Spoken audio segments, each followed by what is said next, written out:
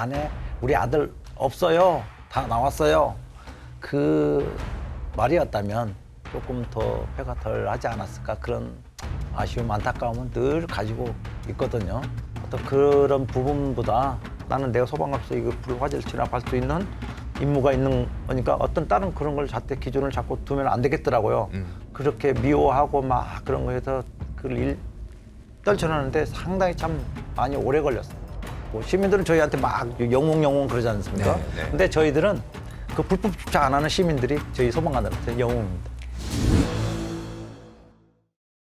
네, 실시간 재난안전 정보방송 재난안전 119 안전토크 시간입니다. 요즘 영화 소방관 관심이 뜨겁습니다. 오늘은 이 영화의 모티브가 된 사건, 2001년 3월 4일 홍제동 방화 사건 당시에 실제로 현장에 있었던 소방관을 모셨습니다. 서울 119 특수구조단의 이성촌 소방경님입니다. 안녕하세요. 네, 안녕하십니까? 먼저 이제 굉장히 이제 바쁘신데도 네. 저희 프로그램에 출연해 주셔서 제가 이제 고맙다는 말씀 먼저 드리고 예, 싶고요. 고맙습니다. 그 영화 저도 봤는데 네, 주인공이 이제 여러 명 있잖아요. 네. 그 중에 누구예요? 그 질문을 상당히 제가 많이 받고 있는데 좀 무안하더라고요. 제 역할을 주원 배우님이 하고 계시는데 주원이면은 그 주연 중에서도 진짜 주인공 아니에요? 그렇죠. 이제 주인공이고 얼굴도 잘생기고. 아, 오늘 근데 이제 잘생겼어요. 제 역할을 한다고 해서 조금 민망하기도 하고 그랬는데 잘 보고 왔습니다. 자, 이제 영화 소방관 이제 주인공의 실제 인물이신데 이를 영화로 이제 만들지 않았습니까? 네네네. 그리고 영화 직접 보셨죠? 네, 보고 왔습니다. 감회가 어때요? 저는 이제 시사회를 보고 왔거든요.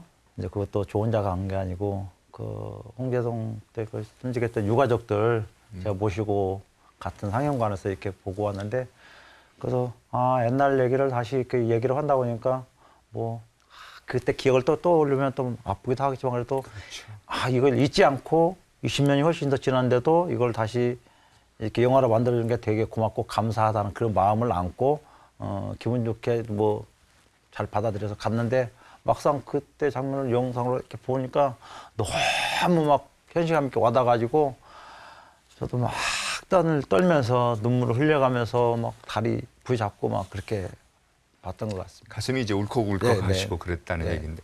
자, 그럼 시청자분들께서는 이 영화 안 보신 분도 계실 거예요. 네네네. 그래서 이제 궁금할 텐데 먼저 영화 하이라이트 한번 보시겠습니다. 네네네.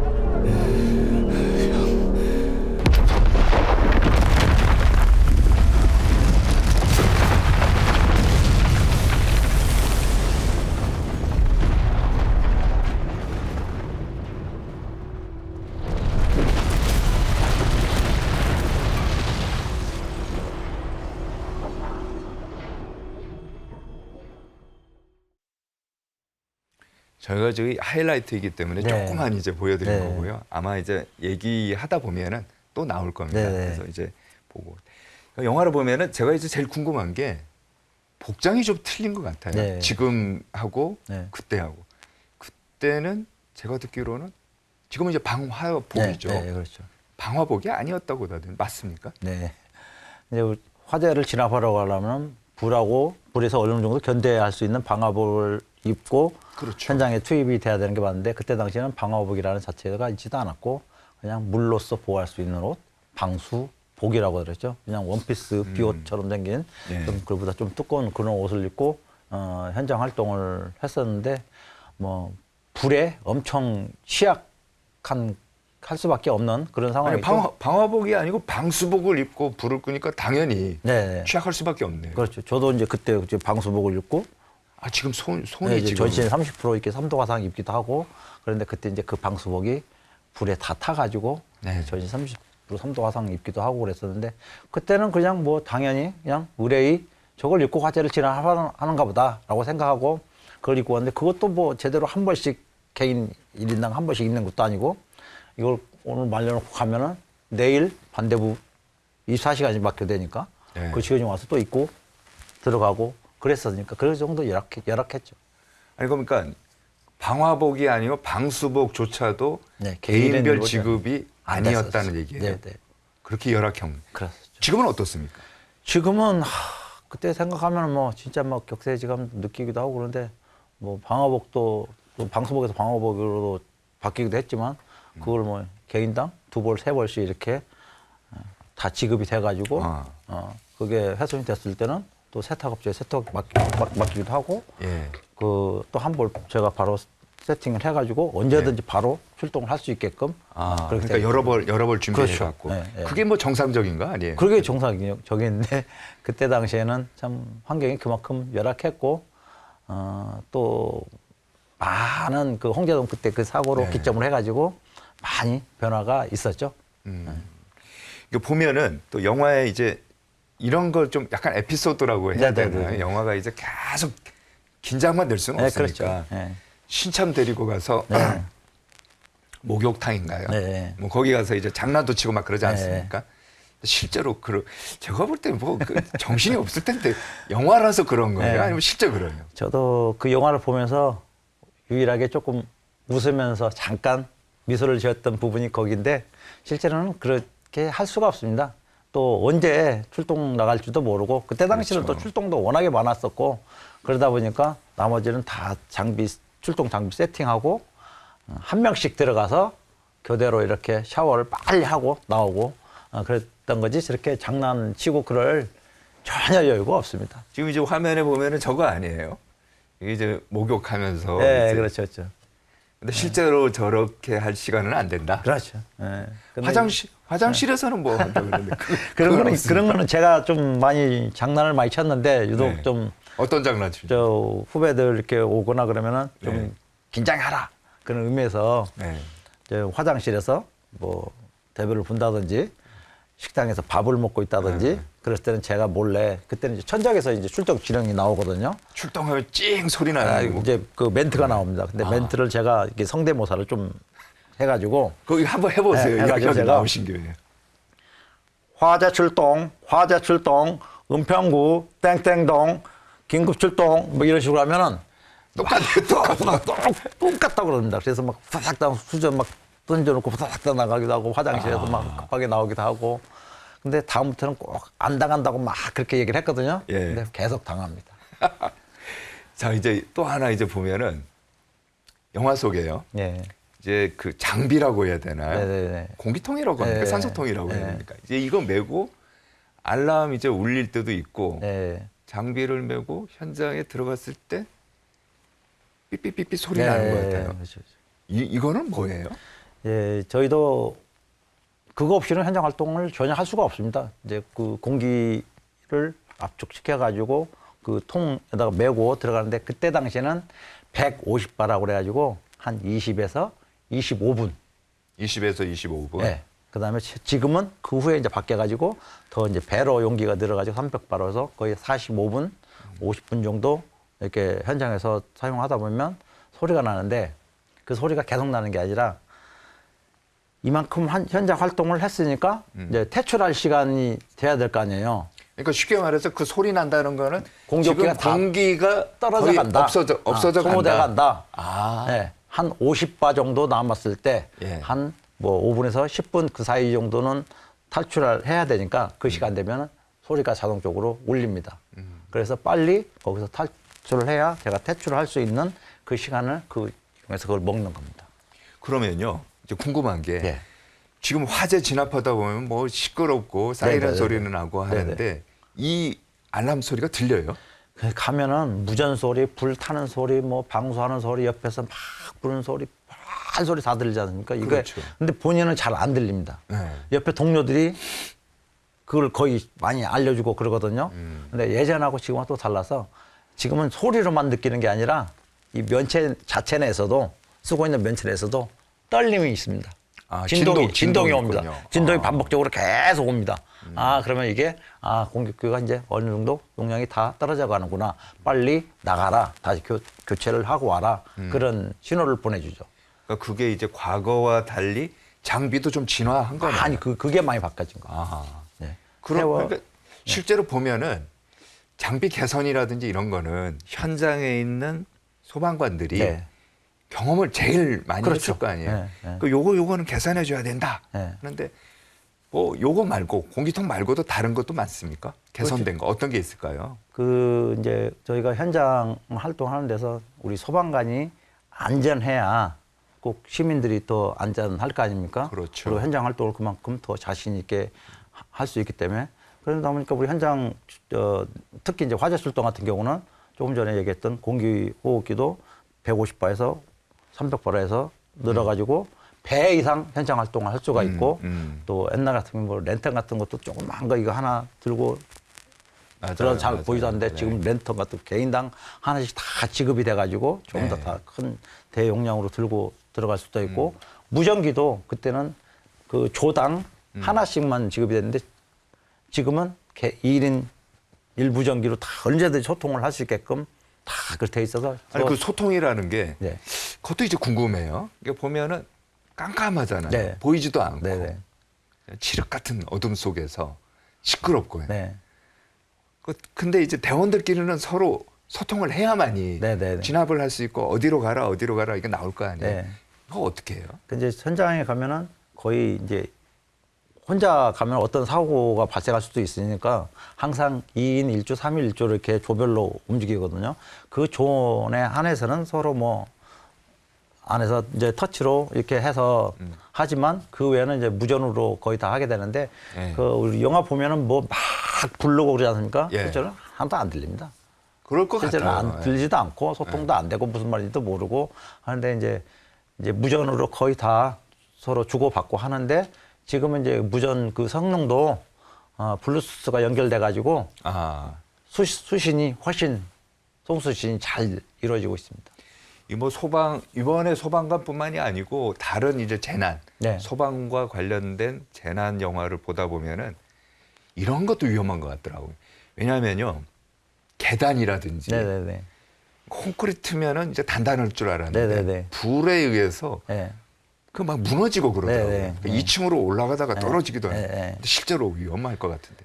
저희가 이제 실제로 일반인 어떤 시민들보다 이제 불에 그 열을 받고 물을 뿌리고 그러면은 그게 이제 약해지지 않습니까? 콘크리트라는 게 이제 약해지고 부식이 되고 그러다 보니까 거기서 이제 뭐 계단 올라가다가 밑 아래층으로 추락하기도 하고 그런 경우가 많은데 저희가 현장 활동하다가 제일 위험하게 생각하는 요소 중에 그게 하나거든요.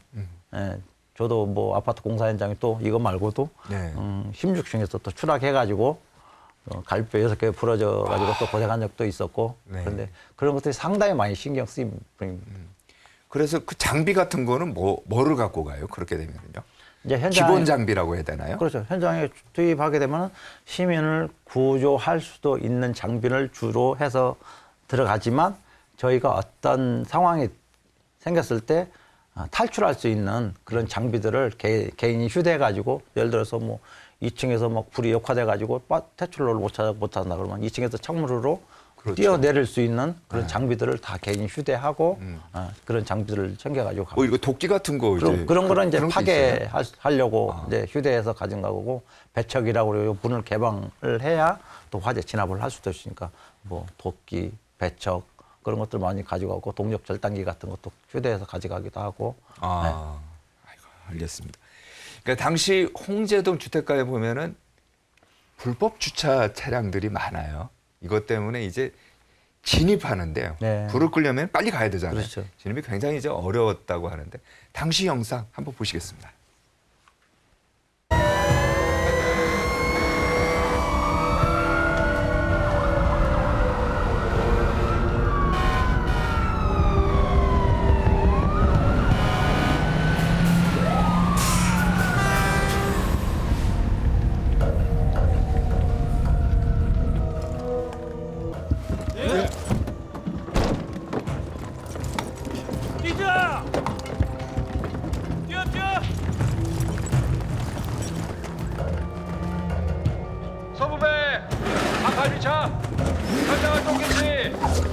4대 미만 지원 출동 바람. 야 수관 연결해. 수관 연결.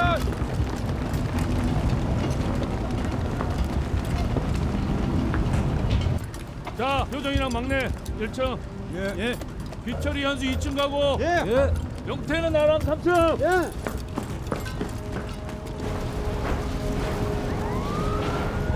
하늘이가 지원 출동 상황 보고.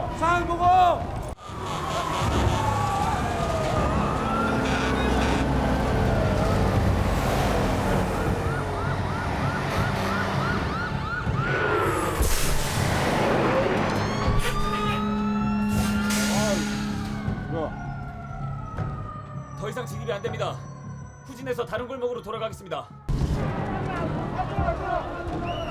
차 뒤로 뺄게요. 차 뒤로 빼. 돌아서 가자.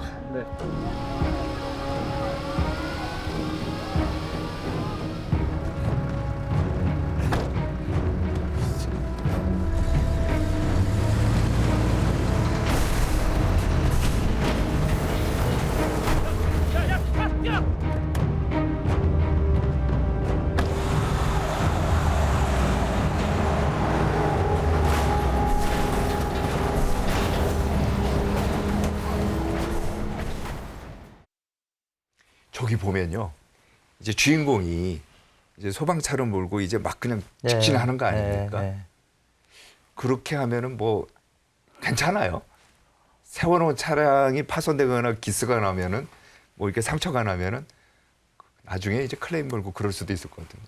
그렇죠. 저 법으로도 괜찮습니까? 법으로는 이제 괜찮다고 나와 있습니다. 이제 그때 당시에는 그게 안 됐지만 그 후로 이제 점점 해갖고 이제 2018년도인가 완전 법 개정이 돼가지고 현장 소방 활동에서 방해 저쪽 되는 그런 창에 대해서는 파손하고 하면서 현장 활동을 할 수 있다라고 되어 있지만 실제로는 그게 어렵습니다. 예, 그렇게 어렵고 실제로 그렇게 한다면은 그 남은 민원에 엄청 많이 시달리고 힘들고 그러다 보니까 실제로는 그렇게 하지 못하고 그런 게 있다라는 거 시민들이 좀 알고만 있어도 조금은 그래도 홍보가 된다면은 현장 활동하는데 많은 도움이 될 것 같습니다. 뭐 저희 아파트 앞에도 보면은 뭐 일종의 그 소방차 네. 그 뭐 구역 표시라고 그런, 하나요? 되어 있죠. 여기 지나가야 되니까 네. 절대 여기 차 세우면 안 된다 네, 이런 게 네, 있는데 네. 그런 거를 꼭 지켜야 될 것 같아요. 저걸 볼 때. 엄청 중요합니다. 이게 수관을 하나 한 번 그 15m인데 그거를 하나 더 연결하느냐 더 하느냐에 따라서 우리 총각을 다투지 않습니까? 그렇죠. 그게 현장 화재 진압을 얼마나 신속하게 할 수 있느냐 그게 차이가 많이 크기 때문에 그런 불법 주차장이라든지 갓길 주차라든지 그런 걸 좀 안 해주시면은 참 고마워 보고 시민들은 저희한테 막 영웅 그러지 않습니까? 네, 네. 근데 저희들은 그 불법 주차 안 하는 시민들이 저희 소방관들한테는 영웅입니다. 그 말씀 정말 중요한 것 같아요. 네. 영웅이 누구냐? 네. 불법 주차하지 않는 운전자들이 영웅이다. 네, 저희 소방관들이 소방관들. 뽑은 영웅이다. 네, 맞습니다. 중요한 것 같습니다. 자, 그리고 또 하나요. 저기 보면은 현장에 이제 불법 주차 때문에 접근이 안 되잖아요. 네. 그러면은 이 무게가 한 얼마 정도 되죠? 개인. 그게 이제 현장에 가면 제일 많이 힘든 부분인데 장비 풀 착용하면 거의 한 25kg 이상이 되거든요. 그러면 25kg 되는 거를 하고 네. 영화에 보면 막 뛰어가요. 네. 근데 이제 외국 같은 경우는 절대 뛰는 법이 없습니다. 근데 우리나라는 또 인식 자체가 다르지 않습니까? 그또 우리 대원들이 그걸 보고 막 걸어가서 뭐 활동하고 그럴 수도 없는 상황이고 또 막 이게 장비 착용하고 뛰어서 현장 입구가 딱 도착했는데 거기 가면 허리가 자동적으로 숙여집니다. 이제 헥헥거리고. 아니 불 끄러 가는 사람이 불 끄러 가기 전부터 벌써 지쳐버릴 것 같아요. 네. 그래서 뛰지 말라는 건데 근데 막상 우리는 그걸 보고 어떻게 안 뛰고 또 걸어갈 수가 있겠습니까? 아 시민들이 네. 불났는데 그런 것도 있고. 소방관들이 저렇게 걸어가냐? 그렇죠. 그런 것도 빨리 있고. 가지 않고 뭐 하냐 이런 네. 비난 말씀하시는 거예요. 네, 그런 것도 있고 또 대원들도 마찬가지입니다. 불이 저렇게 타고 있는데 저 미국 사람도 아닌데 그걸 우리가 걸어갈 수 없지 않습니까? 알겠습니다. 자 지금 보면 20kg 아까 얘기했죠. 25kg. 25kg. 네. 그 장비도 이제 굉장히 진화는 했다고 아까도 말씀을 네. 하셨는데 다시 한번 어떤 장비들이 개인 장비가 됩니까? 이제 아까도 보면 이제 예전에는 헬멧도 그냥 이렇게 그냥 간단한 건데 지금은 어떤 위험에 놓쳤을 때 다 보호할 수 있는 그런 헬멧으로 다 바뀌었고 아. 방화복도 상의 하의 투피스로 이렇게 구분돼 있다 보니까 불로써 견딜 수 있는 그런 재질로 되어 있고 뭐 옛날에 그냥 목장갑 끼고 다니기도 하고 근데 지금은 아. 다 이제 방어 장갑으로 다 방어 되어 장갑으로. 있고 신발도 어떤 뭐 뾰족한 물체에 찔렸을 때 예. 관통되지 않는 그런 방수화로 다 바뀌었고 공교기 자체도 옛날에는 뭐 한 20분, 25분 사용할 수 있는 걸 지금은 한 50분 사용할 수 있는 걸로 했고 그 성능은 뭐 이루 다 말로 다 할 수 없을 만큼 다 우리 대원들 현장 활동하는 대원들한테 다 바쳤기 때문에 그만큼 우리가 안전한 상황에서 현장을 활동하다 보니까 우리가 시민들을 더 빨리 구조할 수도 있고 또 생명을 재산을 그만큼 또 보호할 수 있는 그런 상황이 된 거죠. 네. 그럼에도 불구하고 아직도 부족한 게 있다면 어떤 것 같아요? 부족한 거는 뭐 저는 지금 상황에서 부족한 거는 없다고 생각하고요.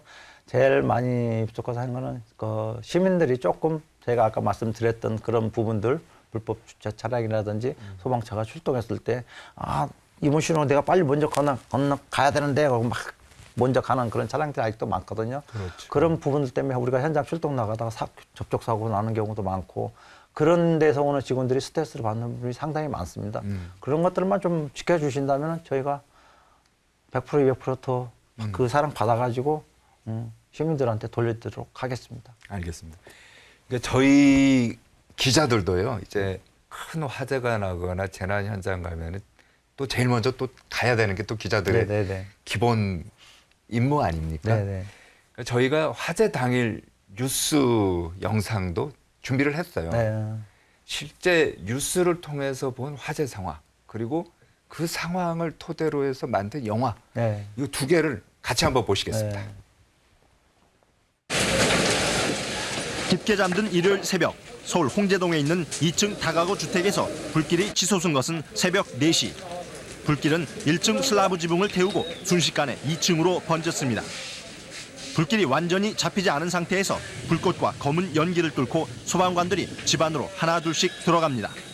미처 빠져나오지 못한 아들이 집 안에 있다는 집주인 선모 씨의 말 때문이었습니다.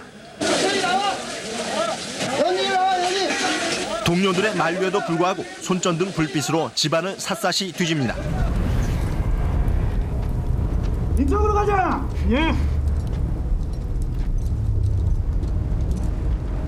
여기 경호 맨날 죽 때리는 데인데 여기부터 찾아보다 촬영와. 예.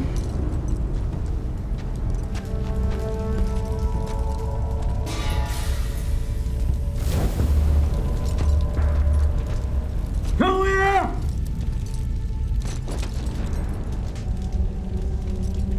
들리면 대답하세요. 손자 어머니.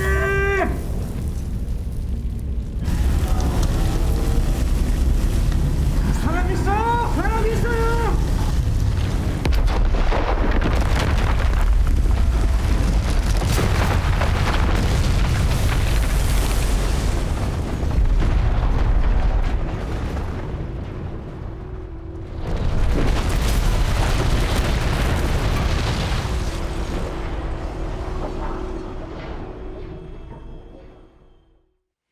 이게 보면요. 단일 사건으로는 소방관이 가장 많이 숨진 사건이라고 네, 그렇죠. 보통 말하지 않습니까?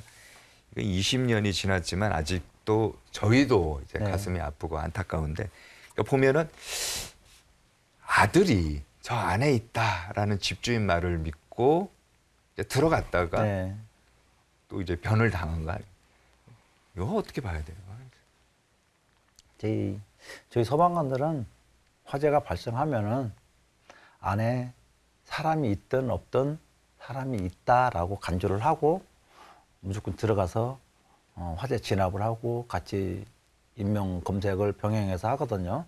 근데 이제 저때 당시에는 이제 집주인 어머니가 우리 아들이 안에 있다라고 이제 나오면서 그래가지고 또 그런 사고도 뭐 더 많이 커졌다고 이렇게 생각을 하고 또 그러기도 했지만은 저는 어떤 그런 부분보다 그냥 그 어머니가 나오면서 우리 아들 없어요. 다 나왔어요. 그 말이었다면 조금 더 배가 덜 하지 않았을까 그런 아쉬움, 안타까움은 늘 가지고 있거든요.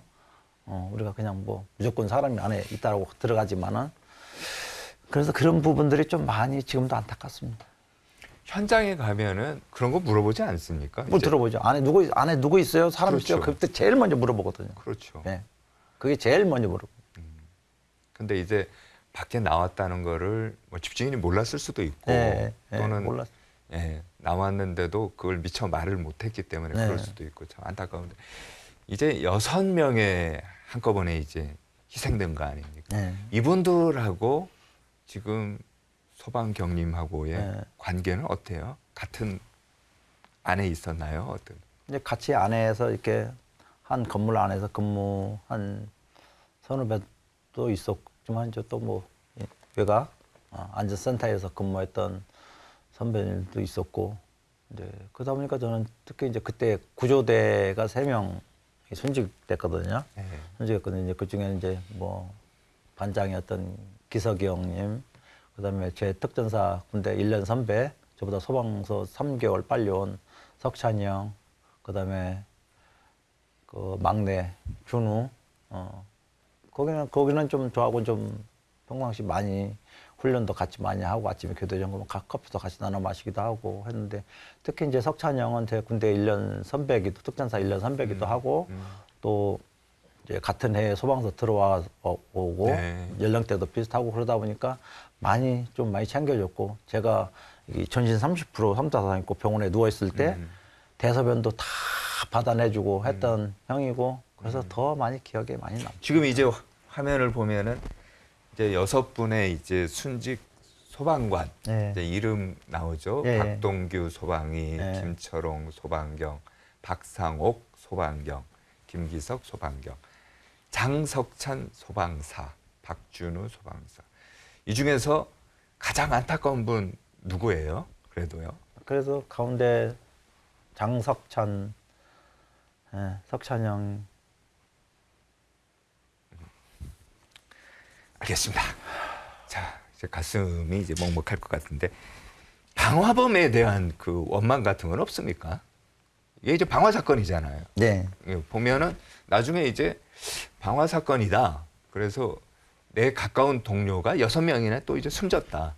원망도 있을 것 같은데요. 이제 처음에 그 현장 들어서 이제 6명을 이제 다 구조하고 나서 또 이제 철수를 못한 게 그 한 명을 또 못 찾았다고 그래가지고 한 게 그 집 아들 못 찾았다고 그래가지고 이제 또 그 계속 그 수색을 하고 했는데 그러다 보니까 나중에 뭐 밖에 있었다고 이렇게 이제 밖에 소문이 돌려더라고요. 그래서 예. 그때 당시에는 뭐 그 아들을 막 뭐 원망하고 막 그럴 정신도 없었고 그냥 그 6명, 7명 다 살아나라 그냥 병원에 실려간 동료들 살릴 수 있다, 살 거다 그런 생각만 했었지 뭐 그거를 원망하고 그럴 정신도 없었지만 이제 나중에 이제 어느 정도 이렇게 자꾸 후 수습을 하고 나서 이제 그런 생각을 하다 보니까 너무 막 밉고 원망스럽기도 하고 참 그런 생각들이 많이 들더라고요. 아니 소방사도 어쨌든 간에 인간 아닙니까? 네. 예, 그러다 한 보니까, 사람이 그러다 보니까 인간이고. 그런 생각도 많이 들다가 어느 순간 제가 그거를 계속 그 밉고 원망하고 막 그럴 수만은 또 없더라고요. 그래서 제가 그런 것들을 계속 하다 보면 어떤 화재 출동을 나갔을 때 이 불은 왜 나지? 이것도 방화인가? 이건 부지인가? 어떤 잣대를 두고 제가 현장을 할 수 있을 것 같은 느낌이 자꾸 드는 거예요. 그래서 제가 그래 현장 활동, 뭐 화재는 그냥 화재, 나는 내가 소방관으로서 이거 불 화재를 진압할 수 있는 임무가 있는 거니까 어떤 다른 그런 걸 잣대 기준을 자꾸 두면 안 되겠더라고요.